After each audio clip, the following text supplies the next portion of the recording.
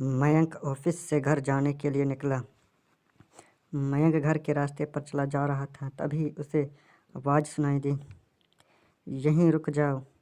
आवाज़ सुनकर मयंक वहीं ठहर गया और पीछे मुड़कर चारों तरफ देखने लगा, लेकिन चारों तरफ कोई नहीं दिखाई दिया। मयंक को फिर से वही आवाज़ सुनाई दी, सामने देखो।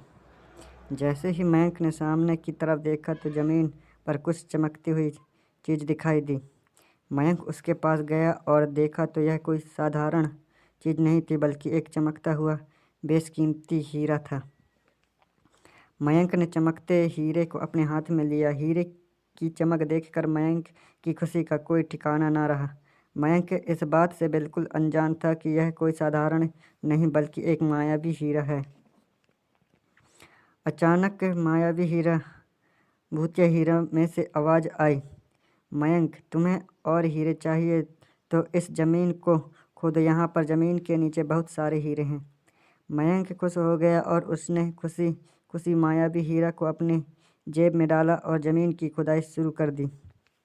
लगभग 2 फीट खुदाई करने के बाद अचानक मयंक डर के मारे चिल्लाने लगा, जिसके कारण मयंक संतुलन खो गया और मयंक ज़मीन पर गिर पड़ा, क्योंकि उस गड्ढे में से चमकते हीरे मोती नहीं, बल्कि किसी इंसान का कटा सर था। तभी अचानक इंसान का कटा भूत हवा में उड़ने लगा और बोला, डरो मत, मैं तुम्हें कोई हानि नहीं पहुंचाऊंगा। मैं तुम्हें बहुत सारे चमकते बेशकीमती हीरे भी दूंगा। बस मेरी बात को ध्यान से सुनो। मैं जहाँ जाता हूँ वहाँ मेरे पीछे पीछे चले आओ। जिसके बाद सिर कटा भूत हवा में उड़ा और जंगल की ओर बढ़ने लगा। लगभग 1 किलोमीटर चलने के बाद सिर कटा भूत रुक गया और साथ में मयंक भी रुक गया। फिर इंसान का कटा सर मयंक से बोलता है, इस ज़मीन में बहुत सारे बेशकीमती हीरे मोती जवाहरात छुपे हुए हैं। ये सुनकर मयंक वहाँ पर खुदाई करने लगा। खुदाई करने के बाद गड्ढे में जो मिला उसको देखकर मयंक और भी डर गया, क्योंकि वहाँ हीरे नहीं बल्कि सिर का कटा हुआ धड़ मिला।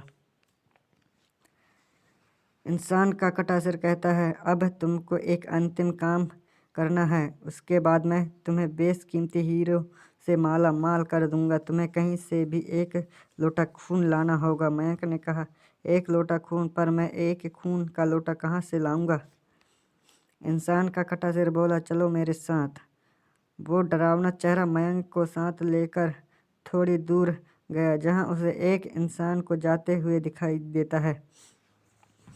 सिरकटा भूत बोला, उस इंसान की हत्या कर, उसका खून ले आओ। मयंक डर गया और बोला, नहीं नहीं, यह मुझसे नहीं होगा, मैं किसी की हत्या नहीं कर सकता। सिरकटा भूत बोला, यदि तुमने मेरा कहा नहीं माना तो मैं तुम्हारी ज़िंदगी बर्बाद कर दूंगा। मयंक हाथ जोड़कर उस सिरकटे से कहता है, मुझे माफ़ कर दो। यदि मैं उस इंसान की हत्या कर दूंगा तो पुलिस मुझे सज़ा देगी और मेरी पूरी ज़िंदगी जेल की काल कोठरी में बीत जाएगी। कटा सिर कुछ तंत्र शक्तियों का उच्चारण करता है और एक छुरी और लोटा प्रकट हो जाता है। सिरकटा भूत गुस्से से बोला, यदि तुम मेरा कहा नहीं मानोगे तो मैं तुम्हारे साथ साथ तुम्हारे परिवार की भी मृत्यु कर दूंगा। मौत के डर से मयंक उस व्यक्ति की हत्या करके खून का लोटा भर कर ले आता है और इंसान के कटे हुए सिर के पास रख देता है, जिसको देखकर वो भूत बहुत खुश हुआ और मयंक से बोला, यह खून का लोटा मेरे धड़ पर डाल दे। उस सिर कटे भूत के कहे अनुसार मयंक ने खून से भरा लोटा उसके धड़ पर डाल देता है, जिसके पश्चात कटा हुआ सिर और कहा हुआ धड़ दोनों आपस में जुड़ जाते हैं, जिसको देखकर मयंक और भी बुरी तरह भयभीत हो गया। जो भी हो रहा था उसको देखकर मयंक की हालत बहुत ख़राब हो गई थी। भूत को जिंदा होता देखकर मयंक भयभीत हो गया था। भूत जिंदा होकर ज़ोर ज़ोर से हंसने लगा और भयानक आवाज़ में ज़ोर से बोला, मूर्ख इंसान, तुमने मुझे जिंदा करके बहुत बड़ी गलती कर दी है। मुझे बहुत तेज़ भूख लगी है और अब मैं तुम्हारा मांस खाकर अपनी भूख शांत करूँगा। अब पूरे शहर का सर्वनाश हो गया, यहाँ के हर इंसान को ख़त्म कर दूँगा। बुरी तरह से भयभीत मयंक के मुंह से आवाज़ भी नहीं निकल रही थी। जिसके बाद मयंक वहाँ से तेज़ी से भागता है, लेकिन भूत के छलांग लगाकर मयंक को वहीं गिरा देता है और बोला, भागता कहाँ है? अब भूख शांत करेगा, मैं तेरा मांस खाऊंगा। वो भूत जैसे ही मयंक को खाने को होता है तुरंत उसका सिर उसके धड़ से अलग हो जाता है। मयंक कुछ समझ पाता उससे पहले मयंक को एक अघोरी बाबा दिखाई दिए। अघोरी बाबा ने कहा, बालक चिंतित मत हो, अब तुम उस सिर कटे भूत से सुरक्षित हो। जब तुम खून से भरा लोटा ले कर जा रहे थे मैं तभी समझ गया था कि जरूर कुछ अनहोनी होने वाली है और मैं तुम्हारे पीछे पीछे आ गया। मैंने अपनी मंत्र शक्ति से उस सिर कटे भूत को मार दिया है। अब तुम निश्चिंत होकर अपने घर जाओ।